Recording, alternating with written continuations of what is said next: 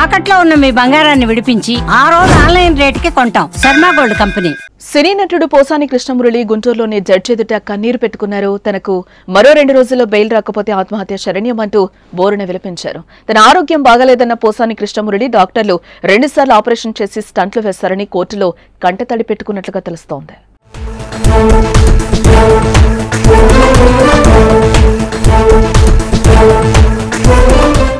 AP CM Nara Chandrababu Naidu, deputy CM Pawan Kalyan, మంత్రి నారా లోకేష్లపై అనుచిత వ్యాఖ్యలు చేశారంటూ సినీ నటుడు పోసాని కృష్ణమురళిని గత వారం క్రితం పోలీసులు అరెస్టు చేసిన విషయం మనకు తెలిసిందే. ఈ నేపథ్యంలోనే మెజిస్ట్రేట్ ముందు సిఐడి హాజరుపరిచింది.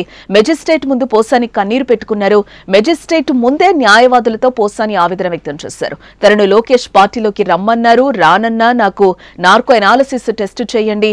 సోషల్ మీడియాలో పోస్టులు పెడితే ఎన్ని కేసులు పెడతారా, నా మీద ఎన్ని కేసులు పెట్టారో నాకే తెలీదు అంటూ పోసాని వాపోయారు. ఇక తనను రాష్ట్రమంతా తిప్పుతున్నారని, తాను తప్పు చేస్తే కఠినంగా శిక్షించండి అంటూ పోసాని ఆవేదన వ్యక్తం చేసినట్లుగా తెలుస్తోంది.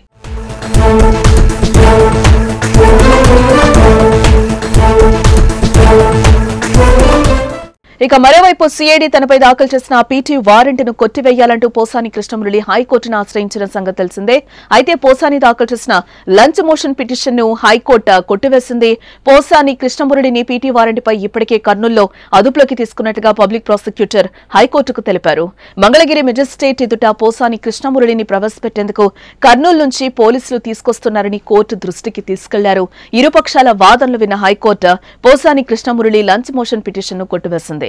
ఇటు మరోవైపు విద్వేషాలు రెచ్చగొట్టేలా వ్యవహరించారంటూ అన్నమయ్య జిల్లాకు చెందిన జనసేన నేత మణి ఫిర్యాదు మేరకు పోసాని కృష్ణమురళిని పోలీసులు తొలుత అరెస్టు చేయడం జరిగింది. జనసేన నేత ఫిర్యాదు మేరకు అన్నమయ్య జిల్లా ఓబుళవారిపల్లిలో పోసానిపై కేసు నమోదైంది. దర్యాప్తులో భాగంగా ఫిబ్రవరి నెలలో పోసాని కృష్ణమురళిని ఏపీ పోలీసులు హైదరాబాద్ లో అరెస్టు చేశారు. అనంతరం రైల్వే కోడూరు కోర్టులో హాజరుపరచగా కోర్టు రిమాండ్ విధించింది. దీంతో రాజంపేట జైలుకు తరలించారు. అనంతరం పలు చోట్ల పోసానిపై నమోదైన కేసుల విచారణ కోసం పోలీసులు పోసానిని వివిధ ప్రాంతాలకు తీసుకెళ్తున్నారు. అయితే ఇప్పటికే కడప, కర్నూలు, నర్సరావుపేట కోర్టులు ఆయనకు బెయిల్నైతే మంజూరు చేశాయి. దీంతో పోసాని విడుదలకు మార్గం సుగమం కాగా తాజాగా సిఐడి పోలీసులు పీటీ వారెంట్ వేయడంతో విడుదలకు బ్రేక్ పడినట్లయింది.